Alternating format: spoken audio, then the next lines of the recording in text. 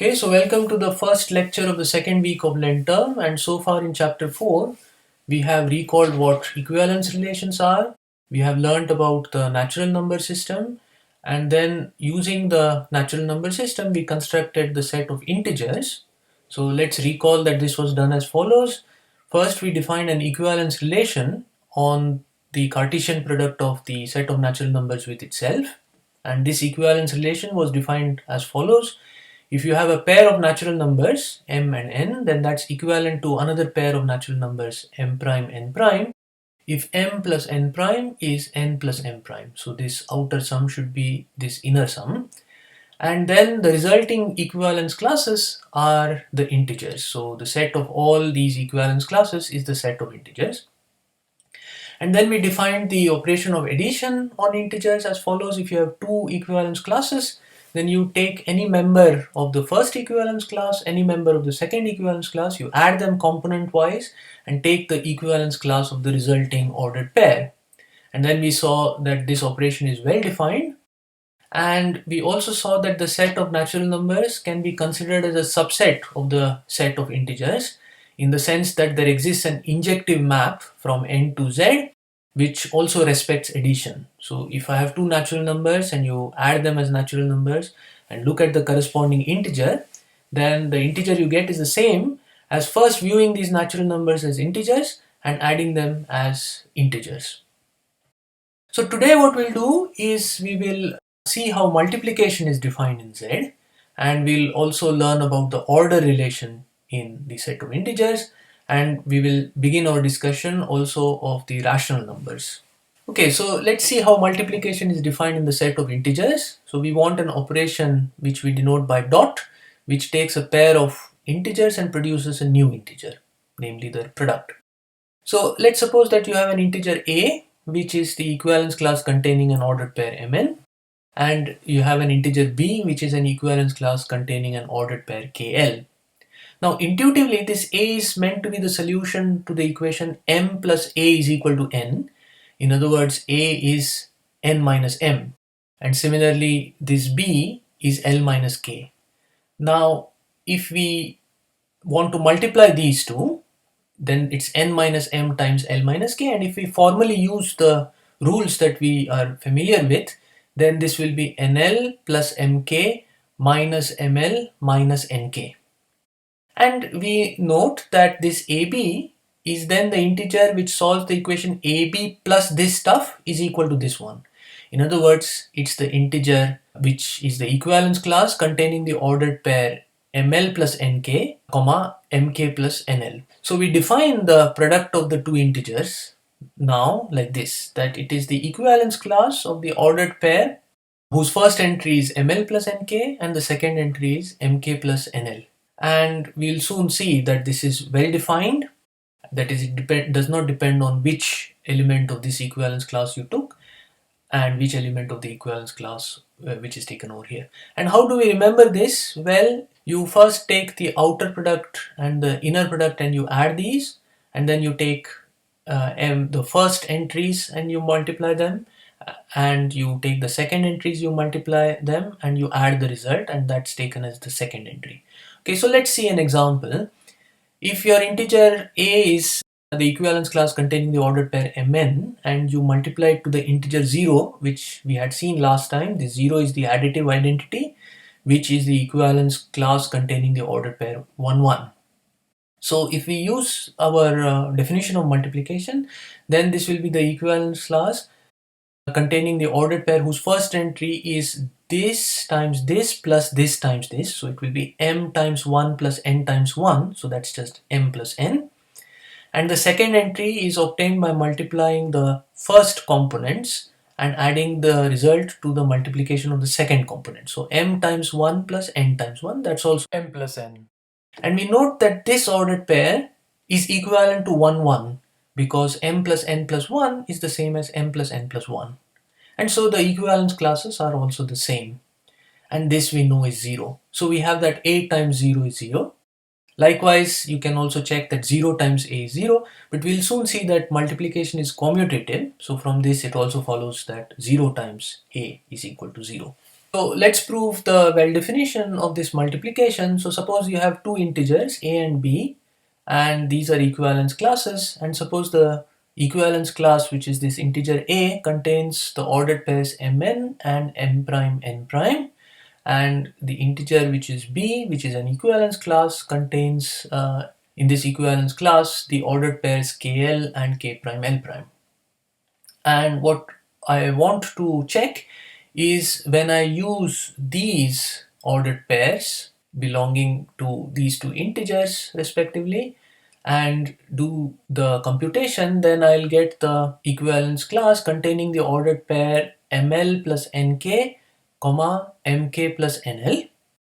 And on the other hand, when I use these two members of the equivalence classes, which are the integers a and b, then I get m prime l prime plus n prime k prime, comma m prime k prime plus n prime l prime. This is the ordered pair, and then we take the equivalence class containing that ordered pair. And I want to make sure that this integer is the same as this integer. So despite the fact that these two ordered pairs might be different, the equivalence classes we have to check are the same.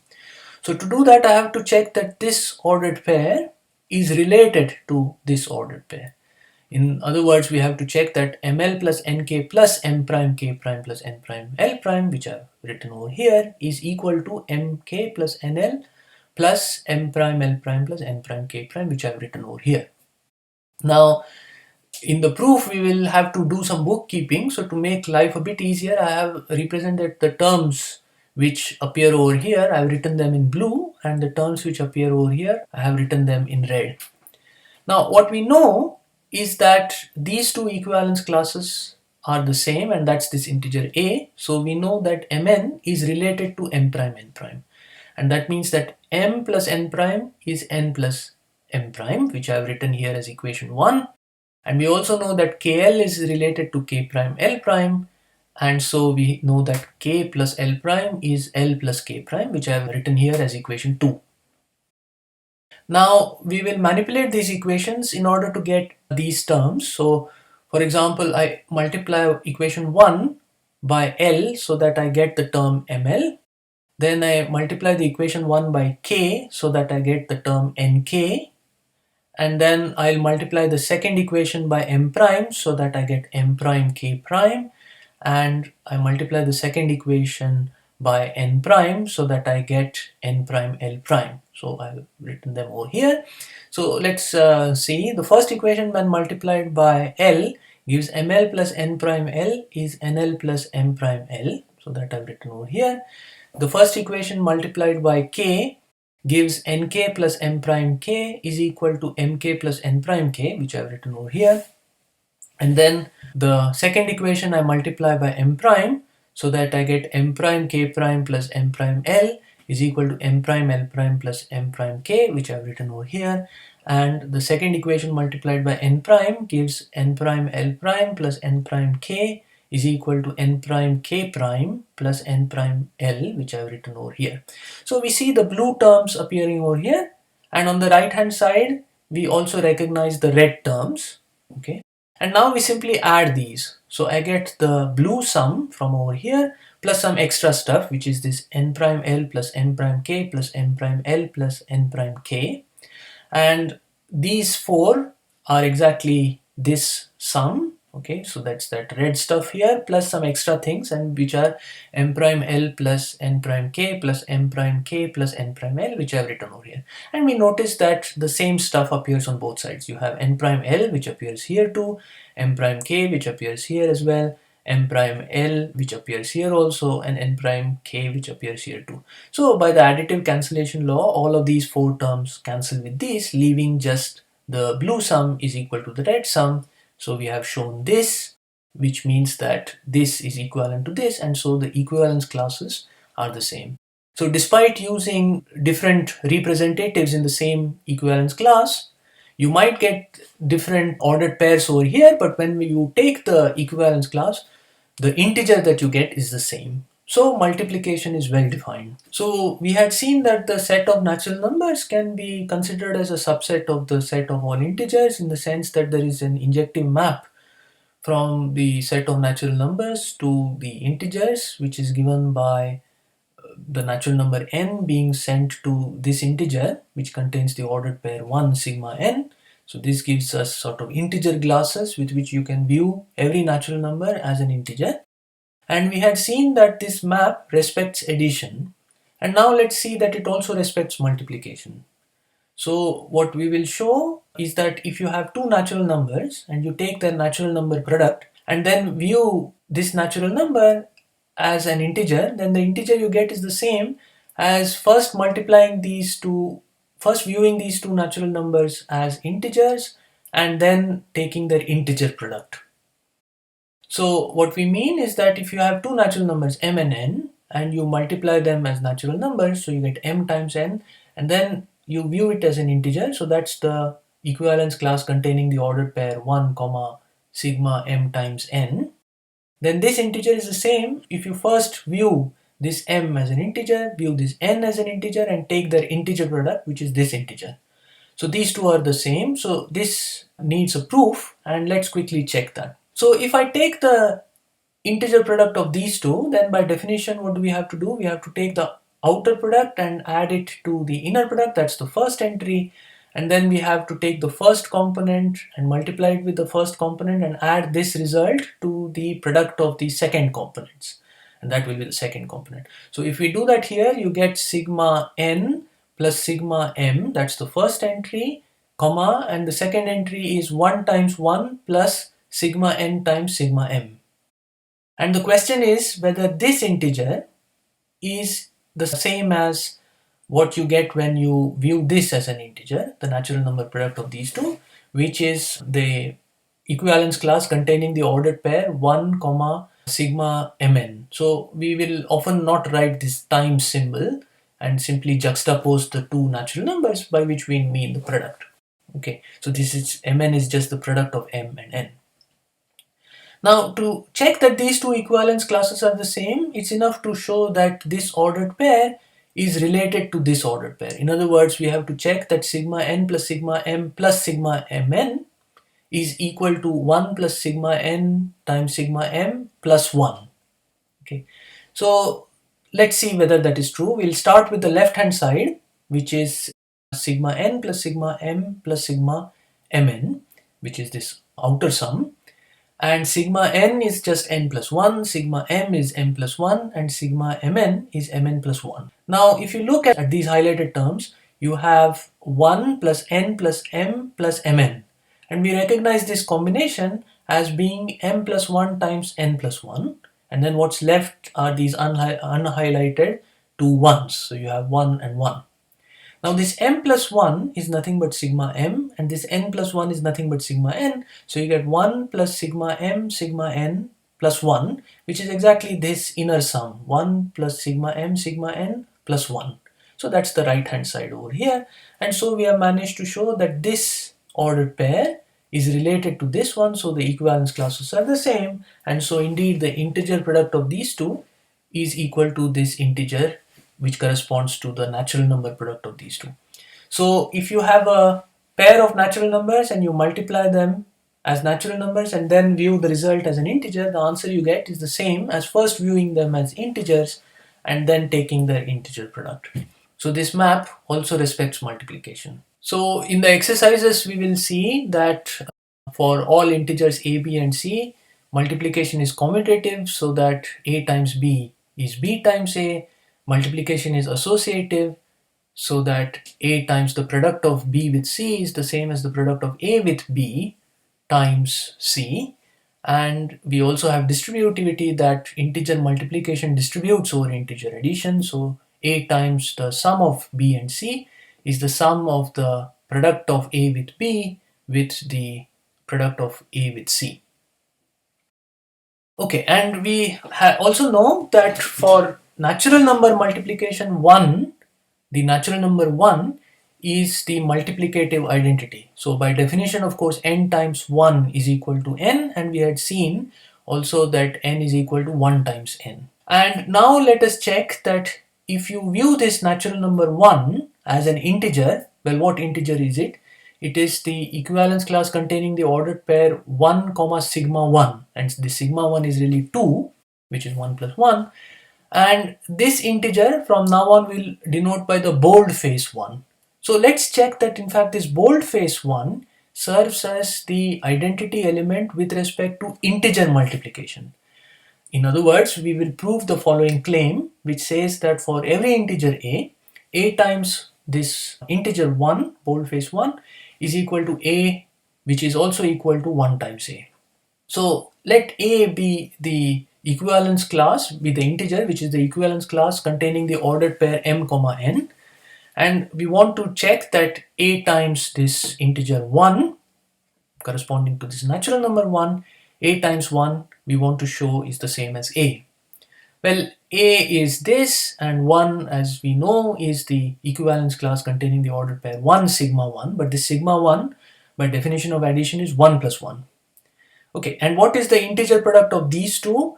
Well, what do we have to do? We have to take the outer product and add it to the inner product. That will be the first entry, and then you have to take the product of the first components and add it to the product of the second components. Well, here we get m times 1 plus 1 plus n as the first entry, and then you have m times 1, which is m plus n times 1 plus 1, and that's the second entry.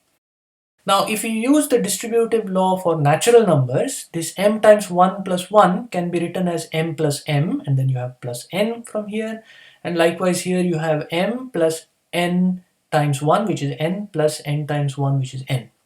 Now, you have this m plus n, which is in common in both of these components, so intuitively we know that we can subtract that and we'll end up with mn. So we claim that in fact this equivalence class is the same as the equivalence class containing the ordered pair mn.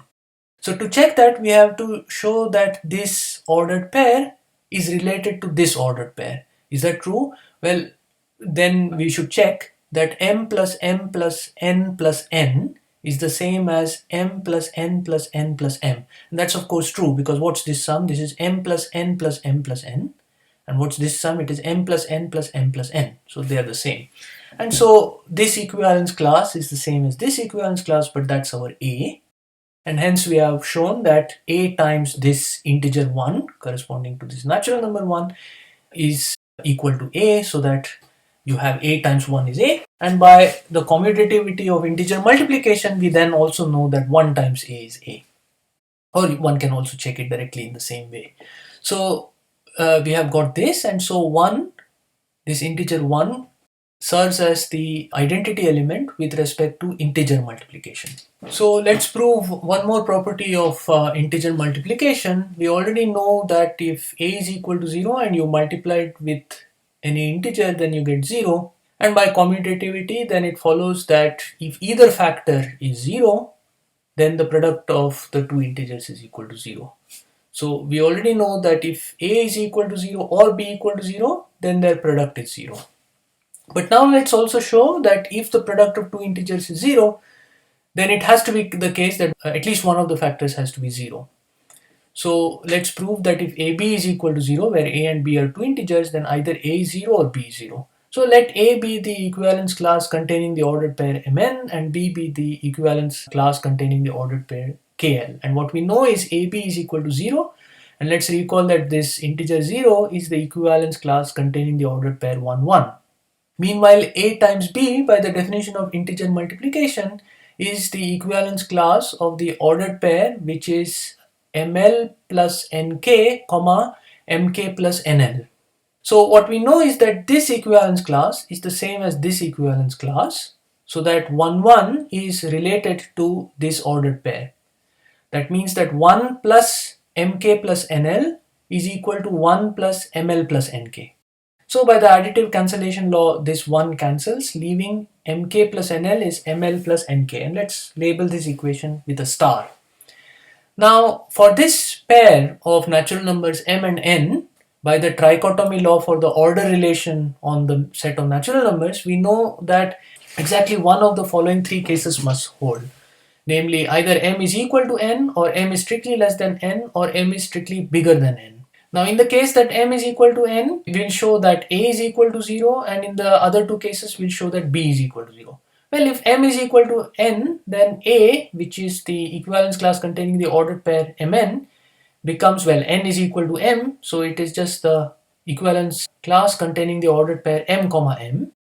And that's of course equal to the equivalence class containing the ordered pair 1 1, because is related to 1 1. On the other hand, this is equal to 0, so you have that A is equal to 0. Now let us consider the case when m is strictly less than n. That means that to m I should add some natural number p to get n. But then n is equal to m plus p, and if I substitute the expression for n by m plus p in this equation star, we get mk plus m plus pl is equal to ml plus m plus p times k. And by using the distributive law, this becomes ml plus pl, and similarly this becomes mk plus pk. So you get this is equal to this, and you have these highlighted things in common, so we can cancel these and we end up with pl is equal to pk. But one of the exercise questions was to show the multiplicative cancellation law. Just like the additive cancellation law, we can cancel this natural number p on both sides, leaving L is equal to k. And so you get B, which is the equivalence class containing KL, but L is equal to K. So it is the equivalence class containing KK, which is equal to the equivalence class containing the ordered pair 1 1. And this equivalence class containing the ordered pair 1 1 is the zero integer. So B is equal to 0 in this case. Now the last remaining case is when m is strictly bigger than n. In this case, there exists some natural number p such that n plus p is equal to m. And in this equation now we substitute for m as n plus p. So then we get n plus p times k plus nl is n plus p times l plus nk. And again you see that nk appears on both sides with cancels, and nl appears on both sides which cancels. So we are left with pk is equal to pl. And again by the multiplicative cancellation law you get k is equal to l. So that B is again the equivalence class containing kk, which is the equivalence class containing 1 1, and that is the zero integer. So B is equal to 0. So we have managed to show that if the product of two integers is 0, then one of the factors has got to be 0. We have this injective map which allows us to view every natural number as an integer, and we have seen that this map respects addition and multiplication. Now we'll see that it also respects the order relation. So we'll introduce a order relation in this set of integers, which is such that it is an extension of the order relation on the natural numbers. So that whenever you have two natural numbers, little m and capital M, such that little m is strictly less than capital M as natural numbers, then when we view it as integers, the same order is maintained. So m as an integer, which is this thing, is strictly less than this capital M as an integer. So let's see how we can define this order relation. So let a and b be two integers, and we want to give the definition of what it means to say that a is strictly less than b.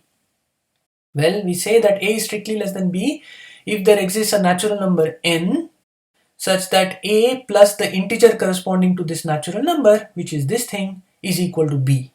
And then we say that a is strictly less than b, or sometimes we say that b is strictly bigger than a, and then we write it like this. So let us prove our claim, which says that this order is an extension of the natural number order. So our claim is that if little m and capital M are two natural numbers such that m is strictly less than capital M in the set of natural numbers, then we have that when viewed as integers you get the same order. So this as an integer, which is this thing, is strictly less than this as an integer, which is this thing.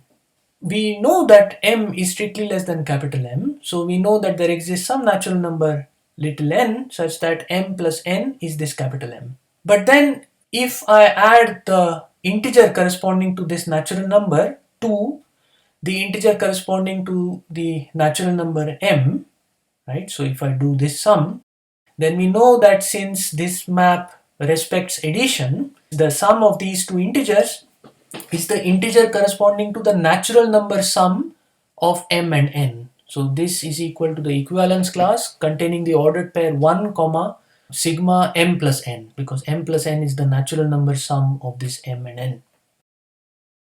But this m plus n is nothing but this capital M, and so this is the integer corresponding to the natural number capital M. And so we do have that this is strictly less than this one, because to this thing I have to add the integer corresponding to the natural number n to get the other integer. Okay, so that shows that this order relation is an extension of the order relation in n. So as an example, let us show that the integer corresponding to any natural number is strictly bigger than the zero integer. So in other words, for all natural numbers n, if I look at the corresponding integer, which is this one, and henceforth we'll denote it by this symbol boldface n, that integer is strictly bigger than 0. And that is clear because to 0, if I add the integer corresponding to the natural number n, I get 0 plus n, but 0 added to any integer is the integer itself, because 0 is the additive identity with respect to integer addition. So this is just n. So to 0, I have to add the integer corresponding to a natural number to get this boldface n. Hence it follows by the definition of this order relation in integers that 0 is strictly less than this integer boldface n. And so we have shown that for any natural number, the corresponding integer is strictly bigger than the 0 integer. So it makes sense to call integers of this type, which correspond to natural numbers, as the positive integers, because such integers are strictly bigger than 0. Now let us prove the following theorem, which says that if a is an integer which is strictly bigger than 0, and you have two other integers b and c such that b is strictly bigger than c, then multiplying both sides by a maintains this order. So a times b is strictly bigger than a times c. Alright, so since a is strictly bigger than 0, we know that there exists some natural number m such that if you take the corresponding integer and add it to 0, then you get a. And 0 added to anything is the integer itself, so we know that a is actually the integer corresponding to this natural number m. Similarly, since b is strictly bigger than c, we know that there exists some natural number n such that if I take the corresponding integer and add it to c, you get b. Now you want to say that ab is bigger than ac. Okay, so let's look at what ab is. Well, b is really the sum of these two integers, so when I substitute that, this is a times c plus the integer corresponding to n. And by the distributive law, this is a times c plus a times this integer. But a itself, we have just seen, is the integer corresponding to m, so that is this thing. And since this is the integer corresponding to the natural number m, which is being multiplied to the integer corresponding to the natural number n, we know that the answer is going to be the integer corresponding to the natural number product of m and n. So this is the integer corresponding to the natural number mn. So to a times c, to this integer, I have to add the integer corresponding to the natural number mn to get this integer. So it follows by the definition of the order relation in the integers that a times c is strictly less than a times b, which is what we had to prove. So we see that if you have two integers b and c such that b is strictly bigger than c and a is another integer which is strictly bigger than 0, then multiplying both sides by a preserves the order. Just like we had the trichotomy law for the order relation in the set of natural numbers, now let's show the trichotomy law for the order relation in integers. So we have to show that if a and b are any two integers, then one and exactly one of the following three statements holds. Either a is strictly less than b, or a is equal to b, or a is strictly bigger than b. Now to show this, we will appeal to the trichotomy law for the order with natural numbers, and so the proof is actually quite simple. First of all, given these two integers a and b, we know that there exists a unique integer x such that a plus x is equal to b. In fact, last time we saw that this x is given by minus a plus b. Now, given any integer, we know that it's either positive or negative or 0, and these are mutually exclusive cases. Last time we saw that. By a positive integer, we mean an integer corresponding to a natural number, and by a negative integer, we mean an integer of the form which is the equivalence class containing an ordered pair sigma n comma 1 for some natural number n, and we know what the 0 integer is. So for this particular integer x that we have found out, which is determined by the a and b, one and exactly one of the following three cases hold. Either the integer x is positive, by which we mean that it is the integer corresponding to some natural number n, or the integer x is equal to 0, or the integer x is the equivalence class containing an ordered pair sigma n1 for some natural number n. And these three cases are mutually exclusive and one of them has to happen. Okay, now what we'll show is that in this case we have this particular situation happening. If we are in this case, then we have case 2, and if we are in this case, then we have case 3. So let's start with the first case. Suppose that x is the integer corresponding to some natural number n. Well, we know that a plus x is equal to b. So to a, when I add the integer corresponding to the natural number n, I get b, and so by the definition of this order relation in the set of integers, we know that a is then strictly less than b. In other words, case 1 holds. In the case when x is equal to 0, well, if this x is 0, a plus 0 is equal to a, so you get a is equal to b, and so we are immediately in case 2. Finally, let us suppose that x is the equivalence class containing an ordered pair sigma n1 for some natural number n. But then minus x is the integer which is the equivalence class corresponding to an ordered pair which is obtained by swapping these two. So you have 1 sigma n. Now let's calculate what is b plus minus x, and let's note that this minus x is the integer corresponding to the natural number n. So b plus minus x, well, b we know is a plus x, so you have a plus x plus minus x, and by the fact that this integer addition is associative, we can club these two together, so you have a plus the sum of x plus minus x. But last time we saw that x plus minus x is the 0 integer, and we also know that 0 plus any integer is the integer itself, so this is equal to a. So what we have got is that when to the integer b we add the integer corresponding to the natural number n, we get a, and so by the definition of this order relation in Z, we know that b is then strictly less than a. In other words, we are in case 3. And so we have shown this trichotomy law. So now let's record a few observations which can be thought of as mini lemmas which are useful. The first thing is that, well, from the trichotomy law, we know that given any integer a, one and exactly one of the following three statements holds. Either a is strictly bigger than 0, or a is equal to 0, or a is strictly less than 0. But now let's also prove some equivalences for this first case and this third case. So let us first show that if a is strictly bigger than 0, that's equivalent to saying that a is the integer corresponding to some natural number. And in this third case, let's show that a is strictly less than 0 is equivalent to minus a being the integer corresponding to some natural number. Okay, so let's first prove this equivalence, that if a is strictly bigger than 0, then that's equivalent to saying that a is the integer corresponding to some natural number. If a is strictly bigger than 0, then by definition we know that there exists a natural number such that when I add the corresponding integer to 0, I get a. But 0 plus anything is that same thing, and so you get that a is the integer corresponding to this natural number. So if this is true, then we know that a is the integer corresponding to some natural number. Vice versa, let's suppose that a is the integer corresponding to some natural number, but then this plus 0 is itself, so you get that 0 plus this thing is equal to a, but that's exactly the same as saying that 0 is strictly less than a, so we get this. And in this third case, let's show that this is equivalent to saying that minus a is the integer corresponding to some natural number. Okay, first of all, if a is strictly less than 0, then by definition we know that there exists a natural number n such that when I add to a this integer corresponding to that natural number, I get 0. But if I add minus a to both sides, you see minus a plus a becomes 0. When added to this, it is just this thing, and on the other side you get 0 plus minus a, which is minus a. So you get minus a is this thing, which is the integer corresponding to the natural number n.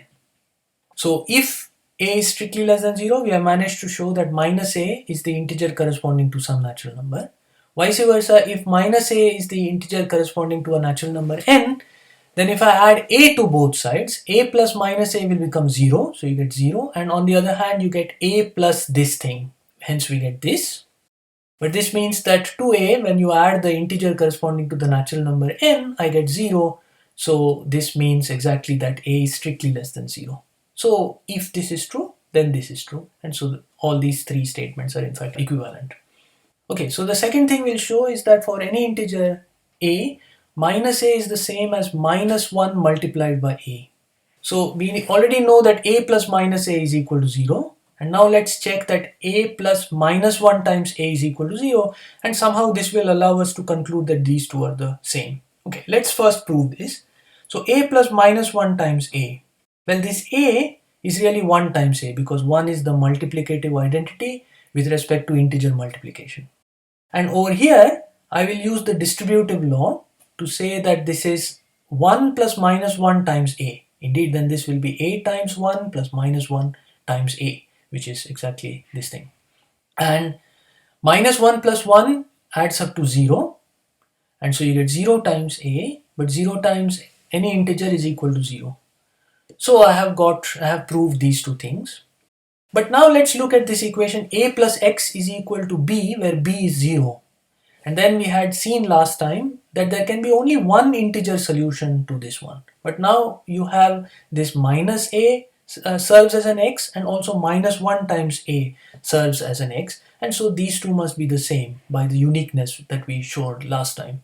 So you have got that minus a is equal to minus 1 times a. And finally, let's also note how this one actually tells us that minus 1 times minus 1 is equal to 1. So think of this as the a. What we have just realized is minus 1 times any a is minus of that a. So minus 1 times this a is minus of the a in question, which is minus 1. But last time we had seen that minus of any integer is the integer itself, because you swap 2 times, and so this is equal to 1. Okay, so now we'll show that if the product of two integers is strictly bigger than 0, then either it's the case that both the factors are strictly bigger than 0, or it's the case that both the factors are strictly less than 0. Vice versa, we'll show that if both the factors are strictly bigger than 0 or both the factors are strictly less than 0 implies that the product of the two integers is strictly bigger than 0. So let's first start with showing that if the product of two integers is strictly bigger than 0, then this happens. So let's suppose that the product of two integers is strictly bigger than 0. Then by the trichotomy law, we know that this product is not equal to 0. So none of the factors can be 0, because if one of the factors is 0, then the product is equal to 0, which we know is not the case.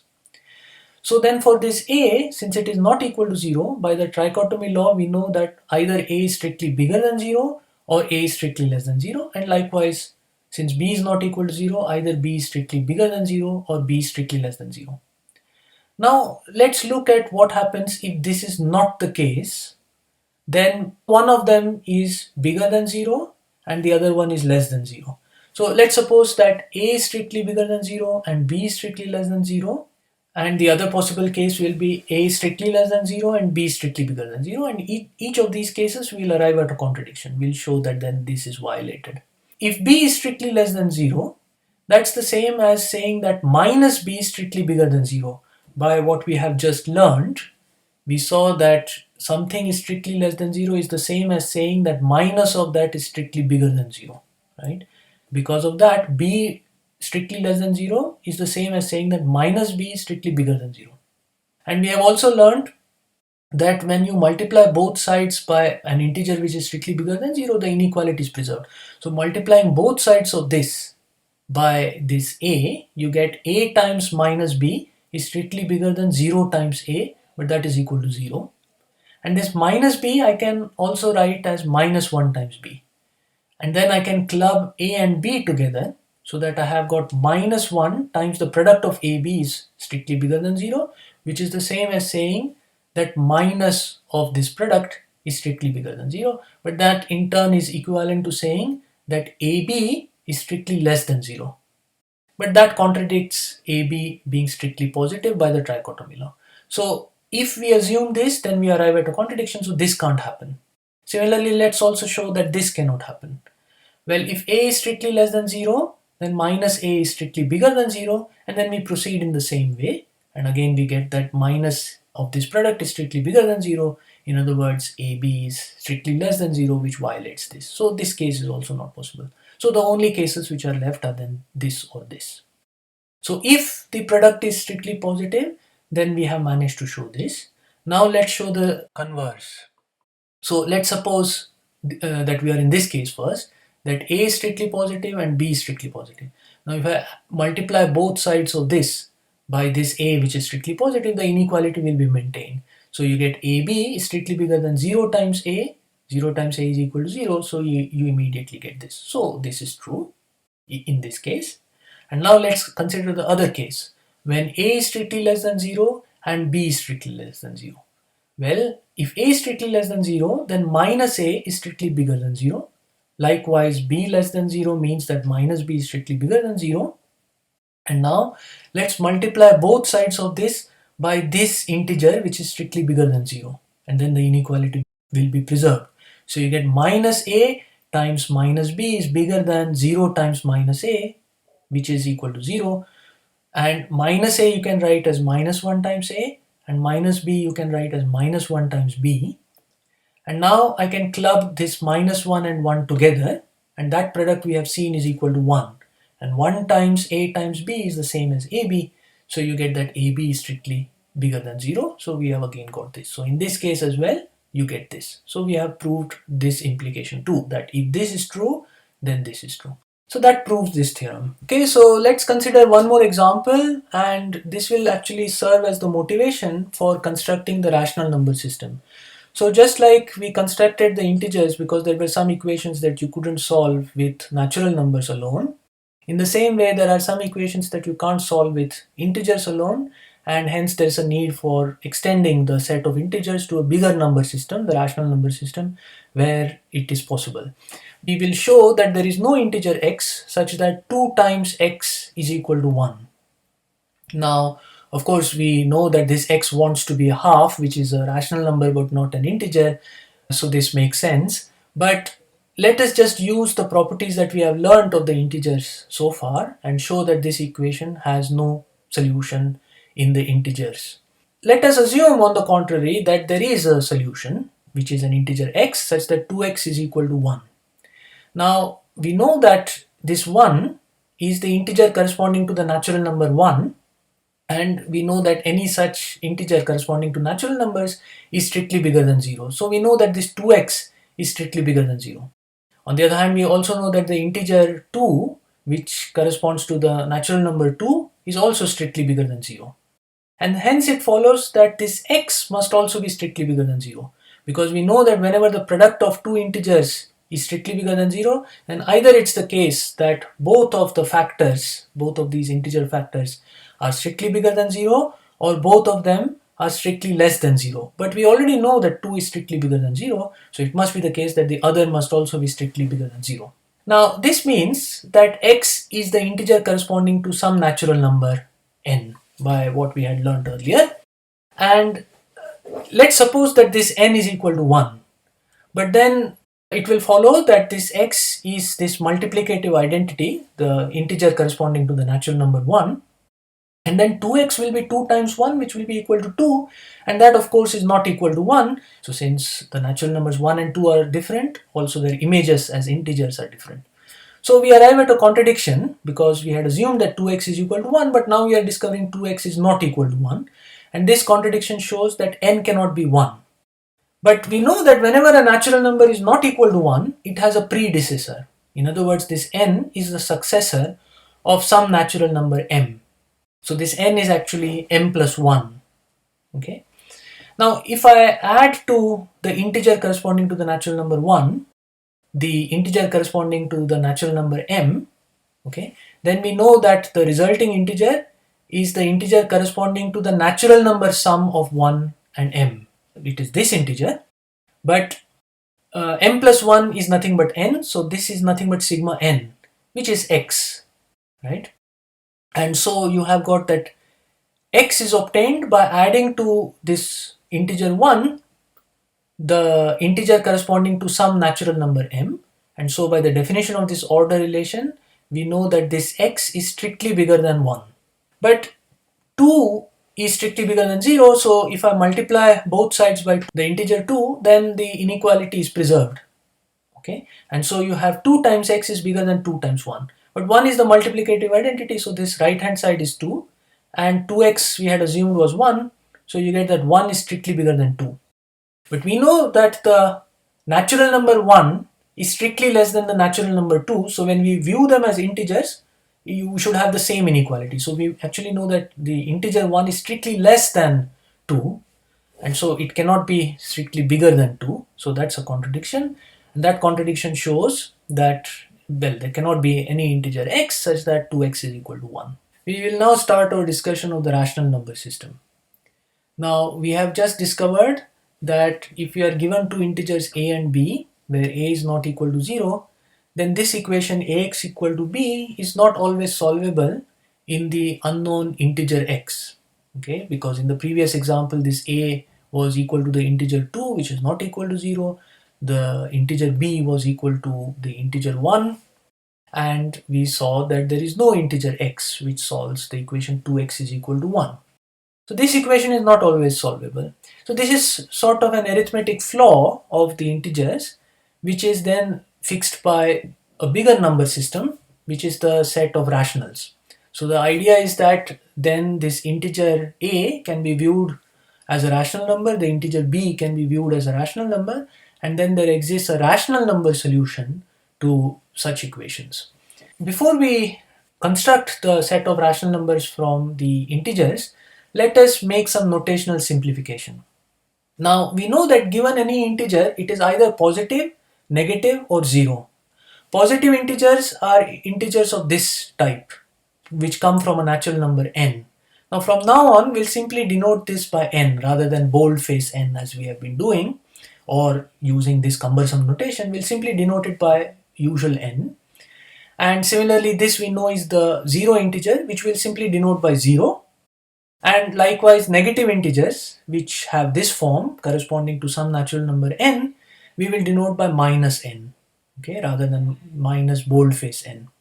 So the set of integers will then be simply 0, 1, 2, 3 on the one hand, and minus 1, minus 2, minus 3 on the other hand, the usual notation. And of course, if challenged, we know that this integer 2 is really the equivalence class containing the ordered pair 1, sigma 2. Okay, and similarly this minus 2 is then the equivalence class containing the ordered pair with the first entry sigma 2, second entry 1. Okay, so we know such things, but we will just adopt this simpler notation to avoid notational overload, and we will then construct Q starting with Z with this notation in mind. So before we give the formal construction of the rational numbers, let's make some intuitive motivational remarks which will justify this construction to some extent.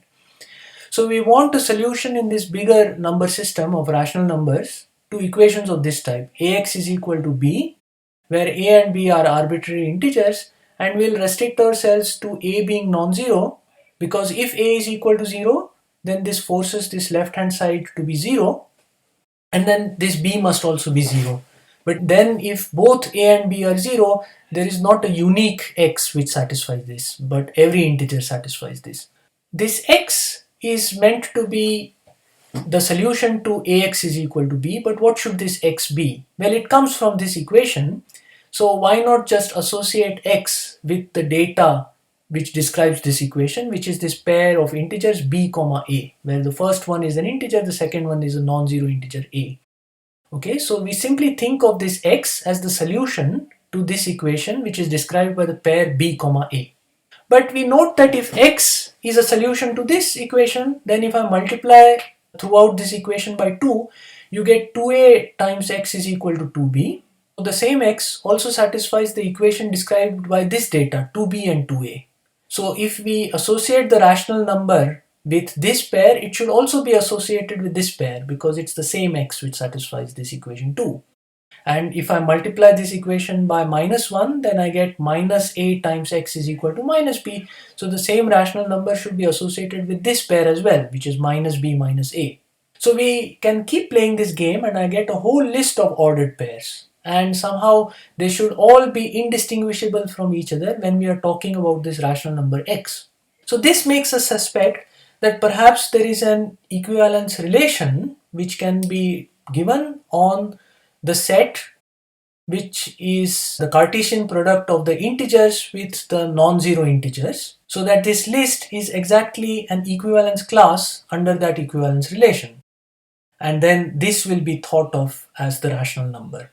But all this is wishful thinking, so a first question is, what should this equivalence relation be? So when would we say that an ordered pair B prime A prime appears in this list? Now a B prime A prime will appear in this list if you get the same corresponding x. So the x which satisfies this equation, ax equal to b, is the same x which satisfies A prime x prime is equal to B prime. But then from elementary school we know that this x is really the fraction b by a, and the x which satisfies A prime x is equal to B prime is the fraction B prime by A prime. So these two fractions must be the same. But as yet we don't know what a fraction is. But from elementary school we know that I can multiply both sides by the integer a prime, and then we get A prime b is equal to AB prime. And this is all in terms of integers. And so we define the ordered pair BA to be equivalent to B prime A prime if A prime B is equal to AB prime. And it turns out that then this relation is an equivalence relation, and the equivalence class containing the ordered pair BA is exactly such a list. So far we were imprecise, but now we will give the precise definition of this relation and give the formal definition of the rational numbers. So here is the formal definition of the relation tilde on the Cartesian product of the integers with the non-zero integers. So suppose that nd and n prime d prime are ordered pairs in this set. So n and n prime are integers and d prime are non-zero integers. Then we say that nd is related to n prime d prime if n times d prime is the same as d times n prime. Then it can be shown that this tilde is an equivalence relation on this set. We will not discuss the proof of this straightforward verification in the lectures. It's detailed in the lecture notes, but you had also seen this earlier in the Michaelmas term. The set of all rational numbers, which is denoted by Q, is the collection of all the equivalence classes under this equivalence relation. So these are equivalence classes of ordered pairs n, d, where n is an integer and d is not equal to 0. And the choice of this letter Q comes from the word quotient, because we know that an element over here is supposed to be the solution to the equation dx is equal to n. So x is n by d, and that's why we think of these as fractions or quotients, and that's where this symbol comes from. So instead of this cumbersome notation, we will use the simpler notation n by d. So this just means the equivalence class containing the ordered pair n, d. Now here is an observation, namely that nd is equivalent under this equivalence relation to minus n minus d. This is because of the simple observation that n times minus d is the same as d times minus n.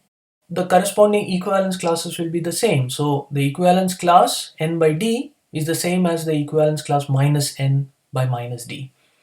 And so this means that whenever you have a rational number, which is really an equivalence class, then in that equivalence class you can always find an ordered pair n, d where the d is positive, because even if d was negative, we know for sure that since nd is equivalent to minus n minus d is also in that equivalence class, and now the minus d will be positive even if the d was negative to begin with. So because of this, we can always make this assumption. So when we started our discussion of the rationals, we said that there are equations of the type ax is equal to b, where a and b are integers and not always solvable for an integer x. But then the idea was that perhaps there's a bigger set in which this is solvable, the set of rational numbers. We should be able to view every integer as a rational number, and let's see how to do that. So what we want is an injective map from z to q, which sends every integer to a corresponding rational number. But what should this rational number be? Let's start with an x which is an integer n, and then we can rewrite this as 1 times x is n. In other words, this x is the solution to an equation of the type that we have been considering. where the A is 1 and the B is n.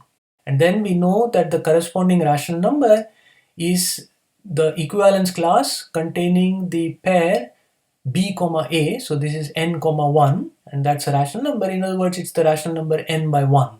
When we view the integer n as a rational number, it ought to be n by 1 based on this intuitive understanding of what rational numbers are. And now let us check that in fact this map is injective. So suppose that you have that n by 1 is m by 1 for m and n which are integers. So then this equivalence class is equal to this equivalence class, which means that any member of this equivalence class is then related to any member of this equivalence class, but n1 is a member of this equivalence class and the ordered pair m1 is a member of this equivalence class, so these two are related.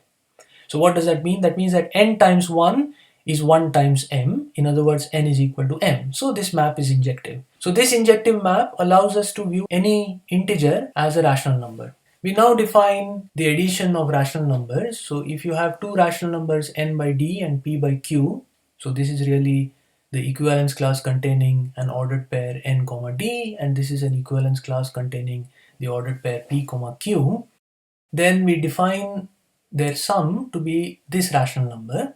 So that's the equivalence class containing the ordered pair nq plus pd comma dq. Now the second entry should always be non-zero, so this dq better be non-zero, and it is indeed true because this d and q are non-zero, and so it follows that dq is also not zero, because we had seen that if the product of two integers is equal to 0, one of them has to be 0, and the contrapositive of that is exactly that if two integers are non-zero, then their product is non-zero.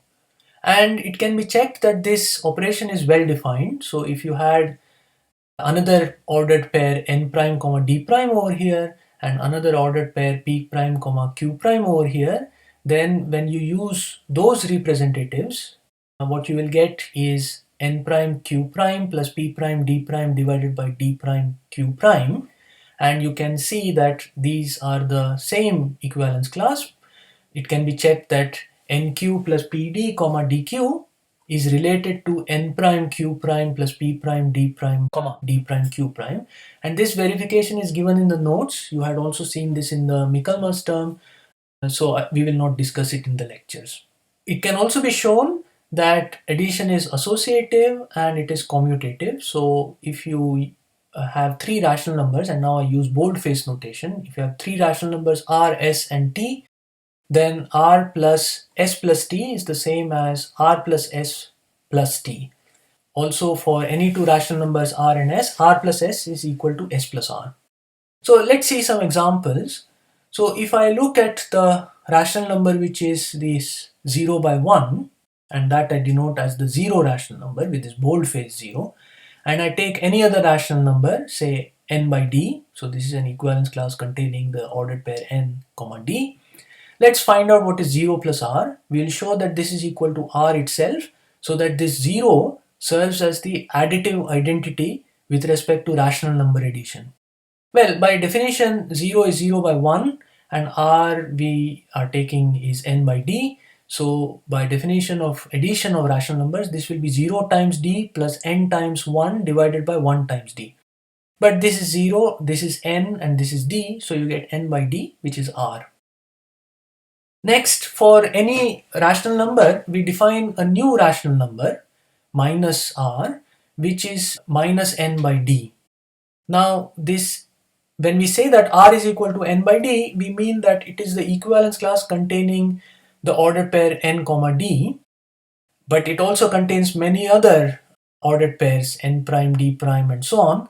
So when we are defining this, we should check that this definition does not depend on which ordered pair you took. So if, for example, n prime d prime belonged over here, we should check that this is the same as minus n prime by d prime. In other words, we have to check that minus n comma d is related to minus n prime comma d prime. So that is this well-definedness, and so what we have is n prime d prime is related to nd, but that means that n prime d is equal to d prime n, and by multiplying this throughout by minus 1, we see that minus n prime d is equal to minus n d prime, and so that exactly means that minus n prime comma d prime is related to minus n comma d. In other words, minus n prime by d prime is equal to minus n by d. So this definition does not depend on which ordered pair you took in this equivalence class. And now let's check that this r plus minus r is in fact equal to 0, so that every rational number has an additive inverse, namely another rational number, such that when added to it you get the identity element with respect to addition. Okay, so this r is n by d, minus r is minus n by d, and if we use the definition of addition, then this will be nd plus minus n times d divided by d times d, and nd plus minus nd is equal to 0. This is equal to 0, and the reason this is equal to 0, recall that 0 was 0 by 1, so it was the equivalence class containing this ordered pair. So to check that 0 by d times d is the same as 0 by 1, we should check that this ordered pair is related to this one, and that's of course true, because 0 times 1 is 0, and that's also equal to 0 times d, which is also 0. Next, we define multiplication of rational numbers. If you have two rational numbers, n by d and p by q, then their product is defined to be the rational number which is np by dq. So this is the equivalence class containing the ordered pair np comma dq. Again, since d and q are non-zero, dq is non-zero, and moreover you can check that this is well defined. The details of this straightforward verification are given in the notes.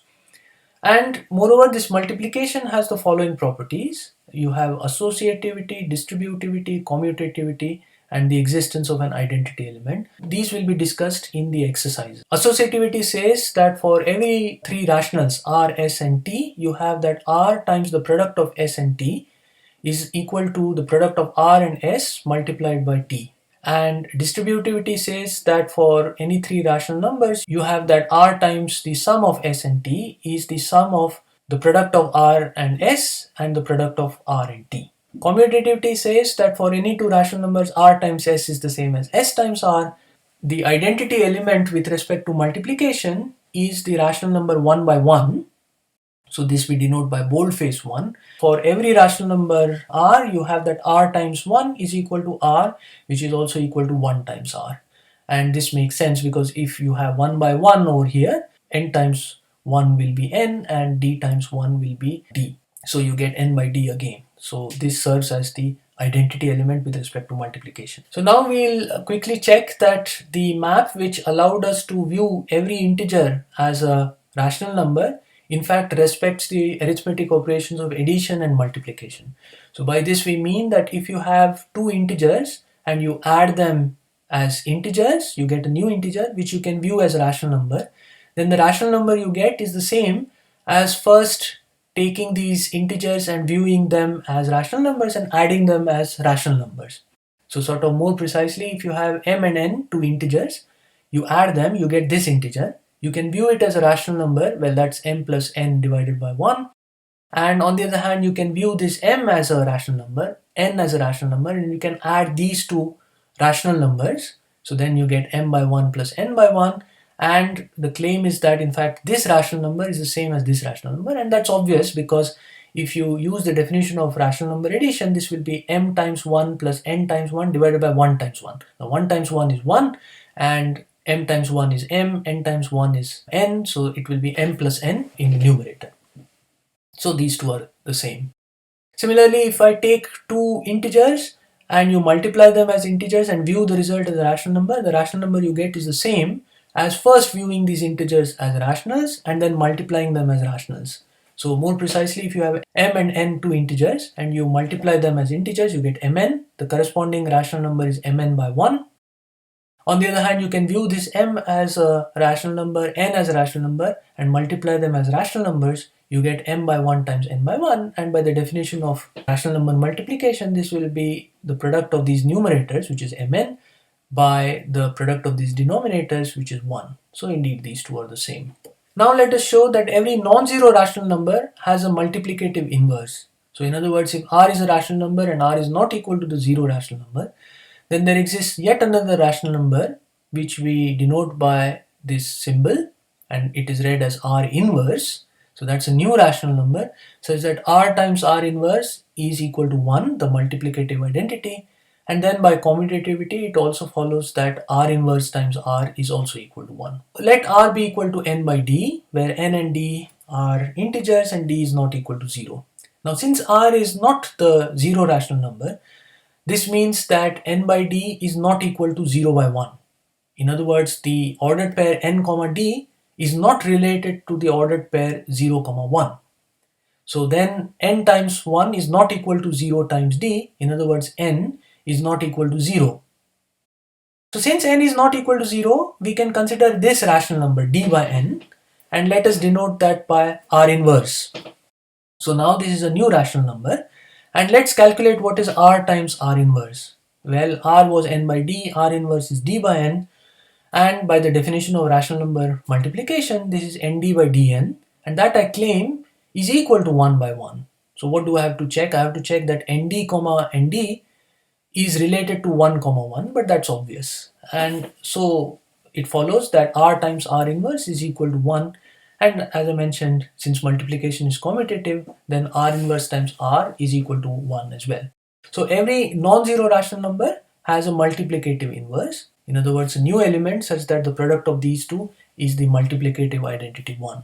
We will conclude today's lecture by showing a result which prompted the whole construction of the rational numbers. We will show that if a is a non-zero rational number and b is a rational number, then there exists a unique x which is a rational number such that a times x is equal to b. So this was not always solvable in integers where a and b are integers, but if you view them as rational numbers, then here is the theorem which tells you that, well, this is always solvable in rationals provided that a is not equal to 0. So let's first prove existence. Now if a is not equal to 0, we know that it has a multiplicative inverse. So let's simply take x equal to a inverse times b, and we'll check that this x, which is a rational number, does the job, that it solves this equation. So a times x is equal to a times a inverse b, and by associativity of multiplication I can club these two together. So I get a times a inverse, which I know is equal to 1 because this is the multiplicative inverse of a, and 1 times b is equal to b because this is the multiplicative identity. So we have got that a times x is equal to b. Now let's show that there can't be two x's which do the job. So this x is then also unique. So suppose that x and y are two rational numbers such that ax is equal to b as well as ay is equal to b. But then you have that ax is equal to ay, and by multiplying both sides with a inverse, you get a inverse times ax is equal to a inverse times ay. But by associativity, again I can club these two together. Okay, but then a inverse times a is equal to 1, so I get 1x is equal to 1y. But that just means that x is equal to y. So there is only one solution to this. So next time what we'll do is we will discuss the order relation in the set of rational numbers, and we will also start our discussion of the real number system.